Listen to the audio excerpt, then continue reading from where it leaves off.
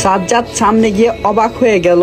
অনেকগুলো লোক একসাথে ভিড় করে দাঁড়িয়ে কিছু দেখছে। সাজ্জাদ তাকিয়ে দেখে একজন মধ্যবয়স্ক মহিলা অ্যাক্সিডেন্ট করে পড়ে আছে, কেউ ধরছে না। সাজ্জাদ গিয়ে উনাকে ধরে মাথা তুলে, ও তো একদম অবাক হয়ে গেছে। আরে ও হচ্ছে ওর চাচিমা, মানে ওর শাশুড়ি মা। তাই তাড়াতাড়ি করে উনাকে হাসপাতালে নিয়ে গেল। ডাক্তারকে বলে ট্রিটমেন্টের ব্যবস্থা করলো। ডাক্তার দেখে বলে ওনার তো অ্যাক্সিডেন্ট হয়নি, কিছুক্ষণের মধ্যেই জ্ঞান ফিরবে, তখন তাকে বাসায় নিয়ে যেতে পারবেন।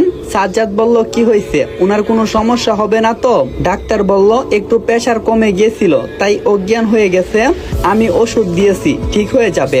সাজ্জাদ বলল ঠিক আছে। ডাক্তার চলে গেছে। সাজ্জাদ তার চাচির পাশে বসে আছে। কিছু সময় অতিবাহিত হওয়ার পর তার চাচির জ্ঞান ফিরেছে। চাচি সাজ্জাদকে দেখে বলল আমি কোথায় আর তুমি কে? সাজ্জাদ মনে মনে ভাবল চাচিকে আমার পরিচয় দেওয়া যাবে না, তাহলে চাচি আমার সাথে কথা বলবে না, তাই একটা মিথ্যা নাম বললাম, আল ইসলাম। আপনি এখন হাসপাতালে আছেন। চাচি বলল বুঝতে পারছি, আমি মাথা ঘুরে পড়ে গিয়েছিলাম রাস্তায়, আমার একটা কাজ করবে? সাজ্জাদ বলল হ্যাঁ বলেন কি কাজ? তখন চাচি বলল আমাকে একটু বাসায় দিয়ে আসবে। সাজ্জাদ তখন মনে মনে ভাবছে এতদিন ধরে আমি আপনাদের বাড়ি খুঁজতেছিলাম, আর আজকে আমি পেয়ে গেলাম। হ্যাঁ নিশ্চয়ই, চলেন আমি আপনাকে আপনার বাসায় দিয়ে আসি। হাসপাতালের বিলটা দিয়েছে চাচি, আর সাজ্জাদ দাঁড়িয়ে দেখছে। বিল দেওয়া শেষ হলে রওনা দিল। চাচি বলল আচ্ছা তুমি কি করো আর কোথায় থাকো? সাজ্জাদ বলল আমি পড়াশোনা করি, তাকে একটা ব্যাচেলার রুমে গ্রামে আমাদের বাড়ি আছে। চাচি বলল কোথায় তোমাদের গ্রামের বাড়ি? সাজ্জাদ বলল ব্রাহ্মণবাড়িয়া। চাচি বলল বাড়িতে কে কে আছে? সাজ্জাদ বলল বাবা মা। চাচি বলল তুমি তাদের একমাত্র ছেলে, ভালো, আচ্ছা আমার বাসায় এসে গেছি, চলো ভিতরে যাবে। সাজ্জাদ বলল ঠিক আছে চলেন। চাচির সাথে বাসার ভিতরে ঢুকছে। বুকের ভিতরে বই কাজ করছে, তবে তাসিবার সাথে দেখা করার জন্য দুইটা চোখ যেন এদিক ওদিক ওকে খুঁজছে। বাসার ভিতরে ঢুকে গেছি। বাসাটা অনেক সুন্দর করে সাজিয়ে রাখছে। চাচি বলল তুমি এখানে বসো, আমি ফ্রেশ হয়ে আসতেছি। সাজ্জাদ বলল ঠিক আছে। আমি নিচে সোফায় বসে আছি। ঠিক তখনই কেউ আমার চোখ ধরল আর বলল বলুন তো কে আমি? আমার কণ্ঠ শুনে মনে হচ্ছে একটা ছোট বাচ্চা হবে। আমি বললাম কি করে বলবো, আপনি কে, চোখগুলো কেন ধরছেন? তখন মেয়েটা বলল আপনি অনুমান করে বলেন। সাজ্জাদ আন্তাজি নাম বলা যাবে না, যদি তাসিবার নাম বলি তাহলে তো সবকিছুই শেষ হয়ে যাবে। সাজ্জাদ বলল আপনাদের বাড়িতে আমি এই প্রথম আসছি, তাহলে কি করে বলবো?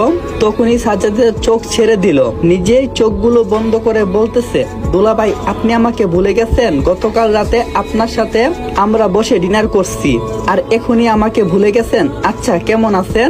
এত তাড়াতাড়ি চলে আসলেন যে? আমি বললাম আগে চোখ খুলেন, তারপর আমাকে দেখে দুলাভাই বললেন। মেয়েটার চোখ খুলে তাকিয়ে যেন একটু লজ্জা পাইছে। মেয়েটা বলল আচ্ছা সরি, আমি বুঝতে পারিনি, আমার বড় আপুর বিয়ে ঠিক হয়েছে, 20 দিন পর আপুর বিয়ে, পিছন থেকে দেখে আপনাকে চিনতে পারিনি, ভাবছি দুলাভাই। সাজ্জাদ বলল ঠিক আছে সমস্যা নেই। সিঁড়িতে তাকিয়ে দেখি অন্য একটা মেয়ে নামতাছে, আমার মনে হচ্ছে এটা তাসিবা। বাহ অনেক সুন্দর হয়েছে আমার বউটা। তখন মেয়েটা ওই মেয়েটাকে উদ্দেশ্য করে বলতেছে আপু এই ছেলেটাকে আমি দুলাভাই মনে করে চোখ টিপে ধরেছি, আর এই যে মিস্টার উনি হচ্ছে আমার বড় আপু, নাম তাসিবা, দেখতে কিন্তু অনেক সুন্দর তাই না? সাজ্জাদ বলল হ্যাঁ অনেক সুন্দর তোমার আপু, বিয়ে ঠিক হয়ে গেছে? মেয়েটা বলল হ্যাঁ হয়ে গেছে, সামনের মাসের 20 তারিখে আপুর বিয়ে। তাসিবা বলল এই পাকনা বুড়ি অচেনা ছেলের সাথে এভাবে কেউ খুলে কথা বলে? আর আপনি এখানে কার সাথে দেখা করতে আসছেন? কোথা থেকে যে এইসব আসে আল্লাহ জানে, বের হন বলছি, তা না হলে কিন্তু ধাক্কা দিয়ে বের করে দেব। তখন চাচি এসে বলল তাসিবা কি হচ্ছে? তুমি দেখি তোমার বাবার মতো ব্যবহার শিখে গেছো। তাসিবা বলল আম্মু তুমি আনছো এই লোকটাকে, দেখতে কেমন, ছি দুর্গন্ধ বের হচ্ছে।